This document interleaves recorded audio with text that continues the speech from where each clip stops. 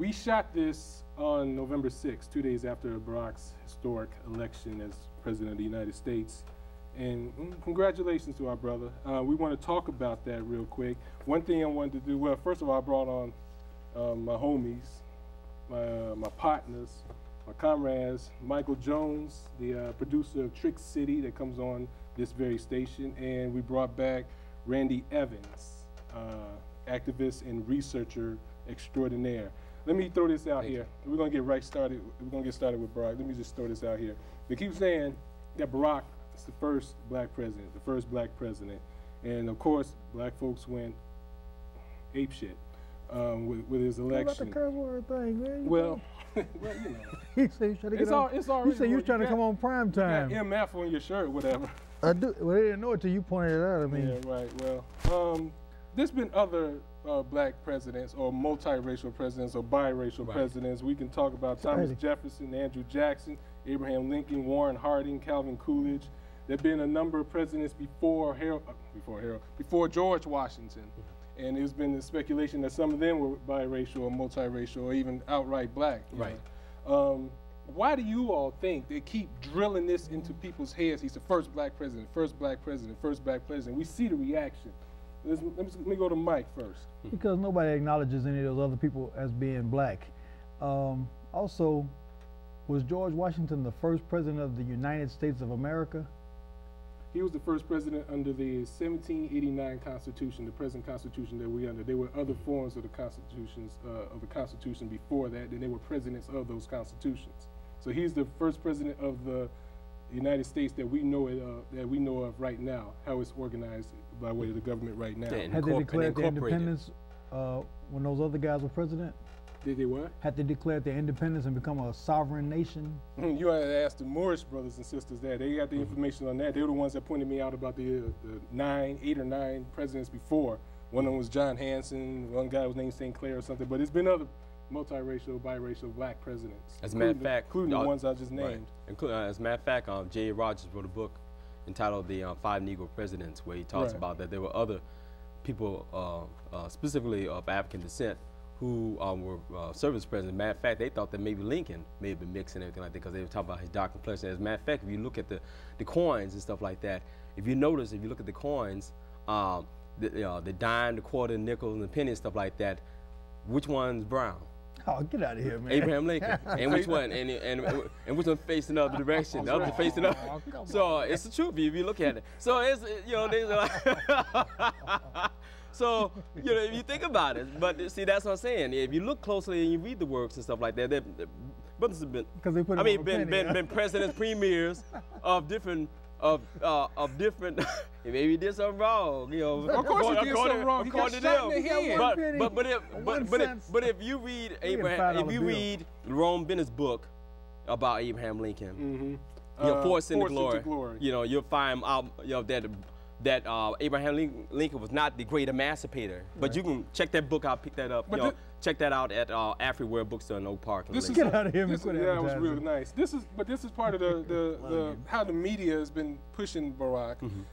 Like I said, y'all didn't answer the question, so I'm gonna ask it again. Go ahead. Why do they keep pushing this into black folks' head that he's the first black president when history proves that he's not? Well, it's not true. Well, see, the thing about it is that what they want to do, they basically try to use him as a way. They're saying he's the first black president. So what they're saying, okay, now that you have your black president, now you don't need affirmative action.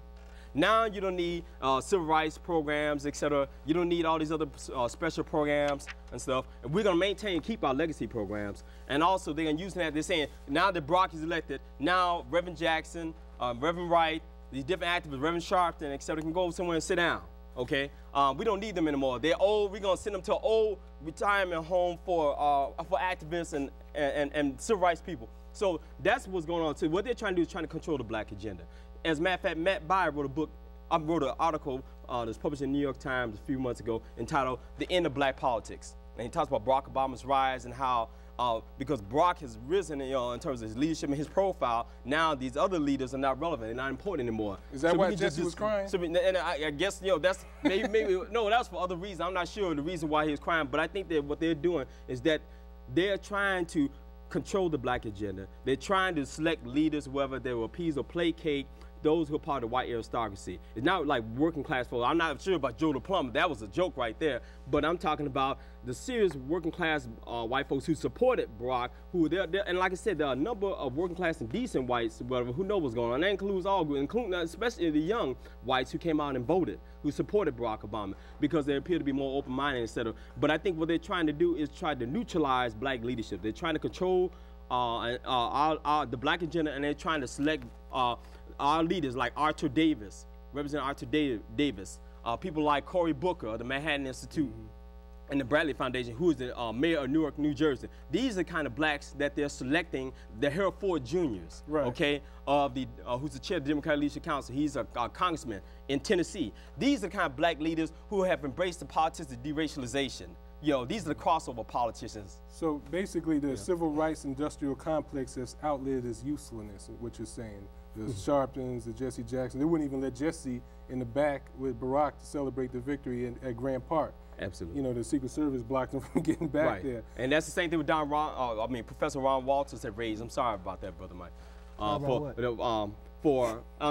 about Dr. Ron Walters had mentioned this a number of times in his articles in the Crusader newspaper and other publications and stuff in the Chicago Defender about how these people are constantly trying to use people like Barack in order to say that you don't need these leaders anymore. As a matter of fact, there have been criticism of Obama because he didn't provide funds to the black community, the Obama camp, how he didn't provide funds to the black organizations and groups to help register people to vote and to get the vote out. No, I didn't know that. That's interesting. So, Brother Mike, I'm sorry. What? Okay, well, look, you just talk so much. I mean, anyway, right, you almost love me to sleep. Just let him off the leash. No, just kidding. Go ahead. I remember back in 1996 at the Democratic National Convention, the only black protest was led by Reverend Al Sharpton. It was called the Campaign to Cash the Check. It was from the old Dr. King thing where he said, I can't believe a nation this great, has given us a check marked insufficient funds. Remember, so it was like the Campaign to Cash the Check. Anyway, we were out there, everybody was speaking, black car pulls up, Reverend Jesse Jackson gets out, comes up, talks about something totally different, gets back in the car, goes away. On the news that night, the only speaker they showed was Reverend Jesse Jackson. Right. It's like he co-opted that little demonstration and made it something totally different. Well, the thing about I'm going to set the thing Which straight is what they about. didn't want to happen, I guess, last night. Well, or yeah, night before last. Here's what I want to set things straight. And all three of us have met Barack before. Yes. And we talked to him at Lanes. We've seen him a bunch of times when he was running for Senate. When he was, we were on his campaign. Yeah, exactly. For Senate.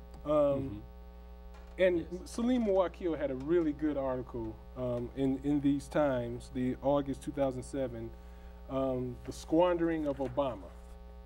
And in it, he talks about the same experiences he had, the experiences that he had with Obama is the same ones that we had. Right. And this is one thing I want to tell brothers and sisters, that a lot of people complain that Barack didn't speak, he's playing to the center. He didn't speak to a lot of black issues or whatever. And Salim saw what I saw when I met him. I know you all said the same thing, that Obama's way more progressive than he lets on, than he can be during the campaign. Of course, the politics of deracialization, as you noted, he couldn't come out and talk to African people in such a way that he could isolate, well, not really isolate us, but speak to us specifically about our concerns, about our agendas or whatever. But he could go to the APAC and talk to them directly by name and list their agendas and everything. Right. So based on this, and let's throw up that screen about the John McCain and Barack Obama's career donors. It was a very interesting bit of information that I found, that we understand that Barack didn't take lobbyist money. But instead, after a while, and this is coming from OpenSecrets.org, February 2008, some of the top contributors to John McCain and Barack Obama, this is before Barack Obama made the rearrangement of how he was going to accept donations, some of them were the same people. Right. Citigroup, Goldman Sachs gave money to John McCain and Barack Obama. Lehman Brothers. Yeah, J.P. Morgan and Chase, Lehman Brothers. We're seeing some of the same people who gave money to John McCain also gave money to Barack Obama. Absolutely. This is over, you know, their That's right. career. That's right. Exactly. Right. And when you see something like this, because some of these people, of course, we know Lehman Brothers was part of their bailout. They got some money in the bailout. And we know that Barack is way more progressive than he has to let on. What does this mean for black folks, for black people? Because we was out there acting the fool.